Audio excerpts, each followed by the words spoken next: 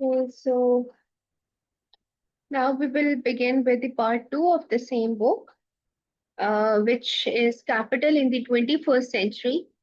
The book is written by Thomas Piketty and it was published by Howard University Press in 2014. The book was originally written in French language but was translated by Arthur Goldhammer. So we are now on to part two of this book. So, part two is basically the heart of the book, and the central question of this section is that how has the ratio between the total capital and total income changed over the time? So, remember that when this ratio is high, it means capital owners have a lot of power relative to the workers, and when it is low, basically workers have more power. So what you will see is that this ratio was very high in the 1800s and capital, dominated in those periods. And then between 1914 and 1945, the wars, the Great Depression, and, there was the revolution as well. So capital actually got demolished.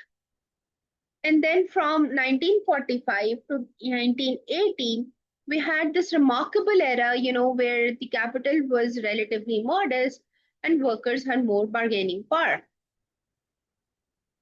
Since 1980s, capital has been rebuilding itself, as you know, and the ratio is going back up towards, the 1914 levels. So for Pakistan, we did not go through the same wars and shocks as Europe, but we have, some our own version of the history, which I'll relate as we go through the data. So look at this timeline carefully because this is, 300 years of history in just one picture. In 1700s and throughout the 1800s, capital was 6 to 8 times, the annual income. And this is basically the era of Jane Austen's novel in England as well, where she's writing. And everyone is basically obsessed with how much land or money someone has because capital was the only thing that mattered in that time. So if you had land, you were set for life. And if you did not, you were dependent on someone who did. So then between, 1914 and 1950, there were two world wars, the Great Depression and the massive inflation, and capital got destroyed. So buildings were bombed, businesses collapsed, and, savings wiped out by inflation. There was basically new heavy taxes on rich people as well, and the ratio basically crashed from 6 to 7 times uh, income all the way down to 2 to 3 times income by 1950, as you can see. Suddenly, the aristocratic landlord was not so all powerful anymore. From 1950 to 1980, this low capital era continued in Europe, and the period was called as the Glorious 30 in France, where workers had, real bargaining power, trade unions, uh, trade unions were set, and taxes were also high, and the middle class, generally expanded. So then from 1980 onwards, Margaret Thatcher in Britain, Reagan in America, and similar, policies happened everywhere where, you saw that deregulation, privatization, and lower taxes on rich were introduced. This basically weakened the unions as well, and capital started, rebuilding. So by 2010, we are back to 5 to 6 times. And we are back to where we were before the World War One. So Pakistan never went through this full cycle. We went from British colonial capitalism directly to mixed economy at our independence in 1947. Our capital has been slightly, or you can say, more towards, highly concentrated, where, we had feudal lands, we had trading families, and a small industrial elite also existed. So the democratic movements that could have redistributed capital, like Bhutto's nationalization in 1970s were reversed. So we never had the equalizing period that Europe had from 1945 to 1980. So, what actually caused this massive destruction of capital between 1914 and 1945? Four things. And all four are interesting from policy perspective. First, first is basically the physical destruction. In France, whole industrial regions were bombed to rubble in both world wars. Factories, railways, ports, everything gone. So this was obvious. Second is inflation, because in France between 1913 and 1950, prices rose to 100 times. So that means that if your grandfather has saved 10,000 francs in government bonds in 1930, by 1950, those bonds were worth the equivalent of just 100 francs uh, in the real terms. So 99% of the value is basically gone. The rentier class, basically the people who lived off bond income, was basically wiped out by inflation. And that is like what happened in Pakistan after 1970s, when high inflation basically eroded savings. Third is the taxation. The wartime governments needed money and they taxed the rich at rates that would be considered revolutionary today. So 90% of income tax rates in some countries. Inheritance taxes were very heavy and they directly transferred the wealth. Fourth is regulation. And after the wars and depression, government controlled rents, controlled the capital movements, and they basically nationalized the industries. So private capital was constrained. In Pakistan, Bhutto's nationalization in the 1972 to 1974 did something similar. And he took over banks, factories, and insurance companies. But then, the Zia reversed much of it, and the feudal and the industrial elites basically came back very strong. This is basically the second fundamental law. Beta equates the savings, which is divided by the growth rate. Let me give you a very intuitive example. Imagine a family that every year they save 12% of their income. If the family income grows at 12% per year too, which is very fast, then their savings barely keeps up and they are not accumulating much relative to their income. But if the family income only grows at 2% per year, which is a normal slow growth, then savings of 12% per year keeps piling up and up. So after many years, basically, the family's total savings is 6 times around their income level, and that is beta equals 6. So this is why, the slow growth is the enemy of equality. When an income grows fast, the newly created wealth distributes more broadly, and there are new jobs, um, new incomes, new businesses, new opportunities, and old fortunes, get diluted by new wealth. But when growth is slow, people who already have capital just keep piling it up. The newcomers cannot catch up. So for Pakistan, this is very relevant. Pakistan's saving rate is quite low, around 12 to 15% of GDP. So our growth rate has been fluctuating, uh, but around 4%. So our beta is converging towards maybe 3 to 4 times income. But as our growth rate falls and our saving accumulates in few hands, the beta for the wealthy elite is much higher. A feudal family with thousands of acres and no spendings, their capital grows and grows relative to everyone else. This slide is also one of the most important slides in this book, and this basically draws the relationship between growth and equality. And it is not what most politicians will tell you. So most politicians, especially those in Pakistan, say that if we grow fast, inequality will automatically reduce. Just give the economy freedom and the growth will lift all the boats. But this is wrong according to Piketty's data. The key insight is that fast growth basically dilutes old wealth. So if Pakistan grows at 8% per year, then within 10 years, the economy has doubled. New industries, new entrepreneurs, new middle class professionals, and the old feudal families are still rich, but their share of total wealth has shrunk because the overall pie has grown so fast. But with slow growth of 1 to 2%, which is what most people in the developed countries will face in the 21st century, the old money will dominate. So, a feudal family that has owned land for 5 generations and had been earning returns of 5 to 8% per year, while the economy grows at only 2%, they get richer and richer relative to everyone else. So, the post war period in Europe, that is 1945 to 1975, was exceptionally, precisely uh, because growth was 4 to 5% per year, which is, unusual. And that fast growth, which was combined with progressive taxes, created the most equal society in the modern history. And Pakistan never had that combination. And now even Europe cannot sustain that growth. Capital changes its form over time. And this is also fascinating for the Pakistani perspective. In Europe in 1700s, most capital was basically the agriculture land. So lord owners land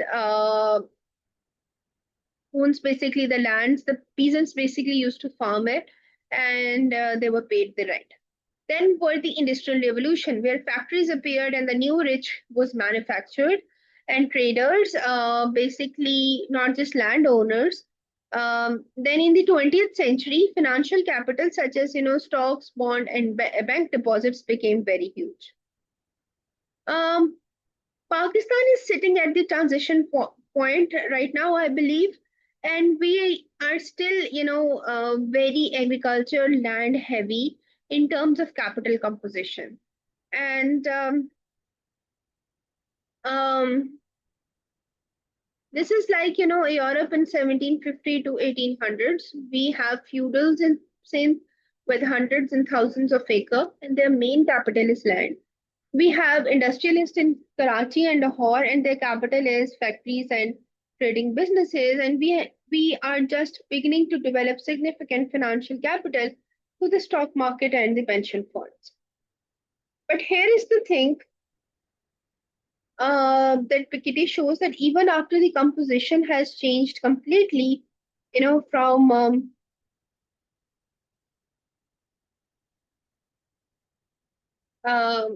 from land to factories to financial assets, the total amount of capital, which is relative to income, stays roughly the same. So it is just, wearing different clothes. The landlord becomes, the industrialist becomes the uh, investors in the banks. The mechanism of basically wealth concentration stays the same even when the specific type of asset changes.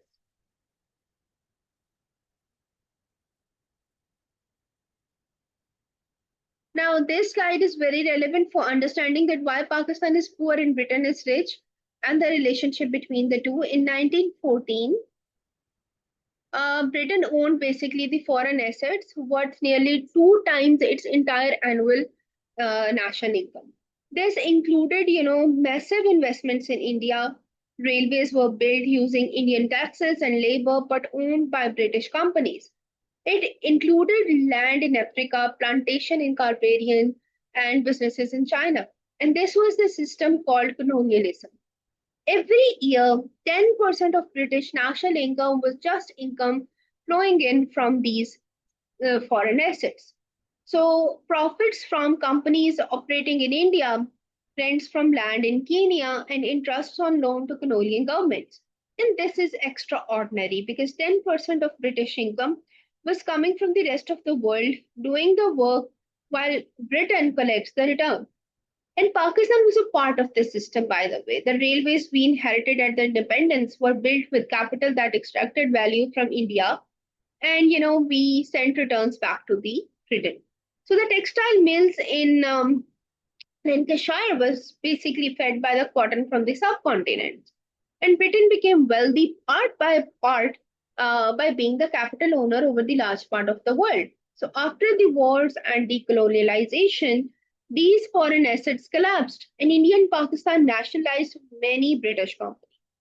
But the accumulated wealth, sorry, but the accumulated wealth, I was talking about, from the 2 centuries of colonialism stayed in the Britain. And this is, one reason why redistribution between nations is such a difficult political question. The wealth of the former colonial powers is partly built on the labor of the countries like Pakistan and India.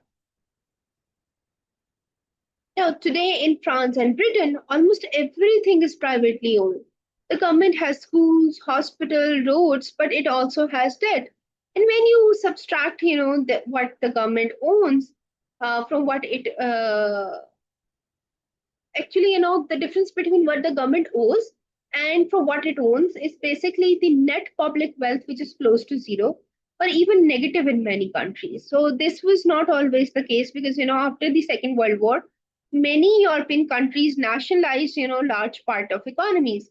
And France nationalized banks, electricity companies, car companies, insurance companies. And Britain basically nationalized coal, railway, and steel. That strategic. So the idea was that that the strategic industries should be under democratic control and not some private profit motives. For Pakistan, this is again very familiar because Bhutto has nationalized bank industries, insurance companies uh, in the early 1970s. But Pakistan has a large public sector, such as PIA, BAPDA, Pakistan Steel Mills, Pakistan State Life Insurance, and the state owned a significant portion of national capital. But then in 1990s and 2000, privatization becomes basically the mantra, which was much pushed by the IMF, the World Bank, and obviously the domestic elites who wanted to buy these assets very cheaply. So many state companies were sold often to politically connected buyers at below market prices. And this is a form of wealth transfer from public to private, specifically to politically connected wealthy class. The Piketty framework helps us to see this very clearly. Privatization moves capital from public balance sheets to private hands, increasing inequality if done without proper redistribution of the proceeds. Public debt is again just not a number. It is a relationship between the government and whoever who holds the debt. And the relationship is again deeply political in nature because Britain, after the Napoleonic wars, had a debt equal to 2 times its entire GDP, which sounds terrible, right? But Piketty shows something interesting that the rich people of Britain were actually happy about this debt because who holds the government bonds? Rich people. And the British government was paying 5% interest to those bonds year after year for a century. So British aristocrats and merchants were leading the government and getting paid back handsomely, while ordinary taxpayers paid the taxes that serviced the debt. So think of Pakistan today. Pakistan government debt is around 90% of GDP and it is rising. And who holds this debt? Mostly banks and wealthy individuals through national savings schemes and treasury bills. The government pays the lenders, the wealthy, 10 to 15% interest per year. The money to pay this interest comes from the taxes, most of which are indirect taxes such as GST, petroleum levies, that fell more heavily on people, particularly on poor people who spend a higher fraction of their income. So the poor Pakistani is effectively subsidizing the rich Pakistani bond income through its taxes. And Piketty would recognize this pattern immediately. So the lesson is that the public debt is not a neutral financial instrument. It is a mechanism for the government to take money from all taxpayers and give it to whoever holds the bond. And if bonds are held by the wealthy, debt is a subsidy to wealth. For a long time, economics textbook had this idea that capital always get about one third of national income and labor always gets two-thirds.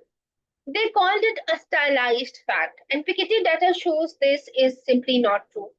It is a myth based on looking at a very particular 50-year period. In the early 1800s, capital share in Britain was 35 to 40%. Workers were getting a small fraction, and this is the era of Dickens' novel, which is about child labor, 12-hour shifts, poverty wages, while the factory owners got rich.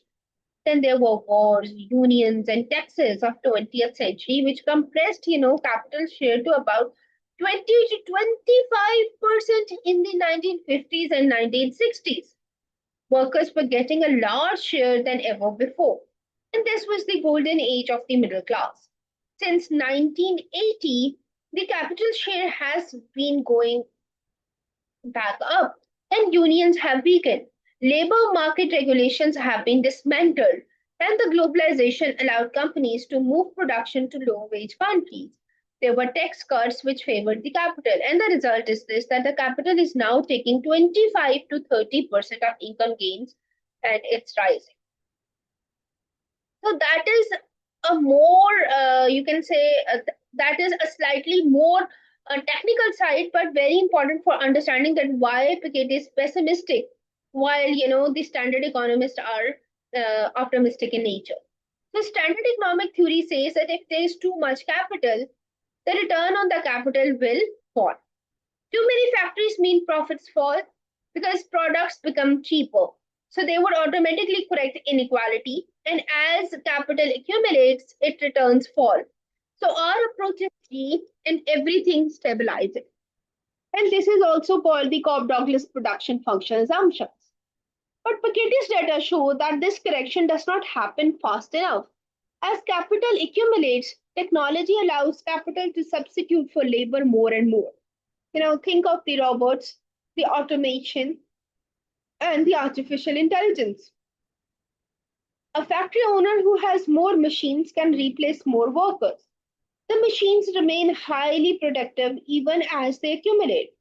So capital's share of income does not fall, rather it rises.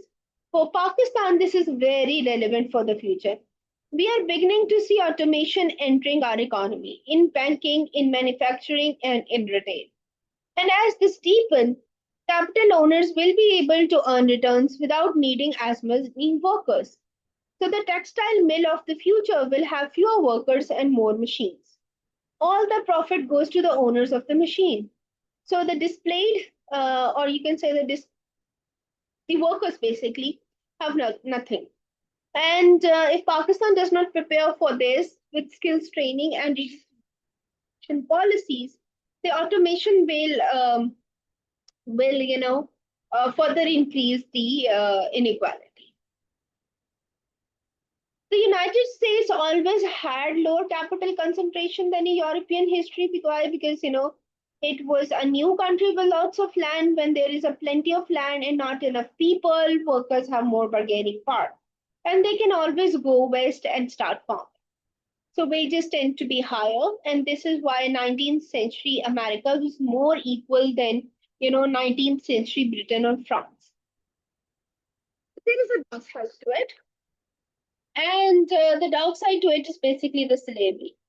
In American South before 1965, enslaved people were literally counted as capital on plantation balancing sheep.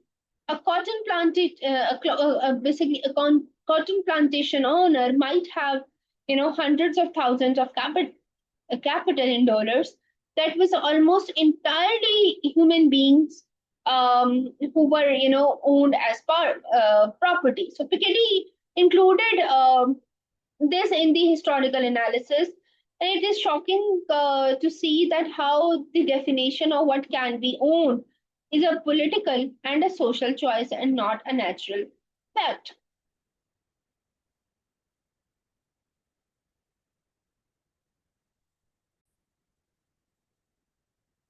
Money is also interesting because it is an example of a country that is completely destroyed its capital because through the hyperinflation of 1923, And then there was a Second World War, and then the division between East and West. So after 1945, Germany had to essentially start from scratch, just like Pakistan. So yet, through their hard work, I believe, um,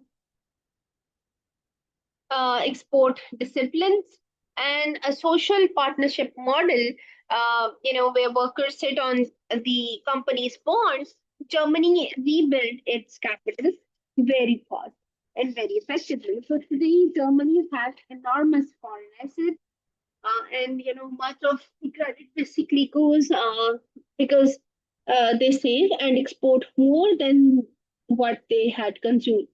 So the German model is one that Pakistan should study, and not just growth, but the institutional arrangements that share, growth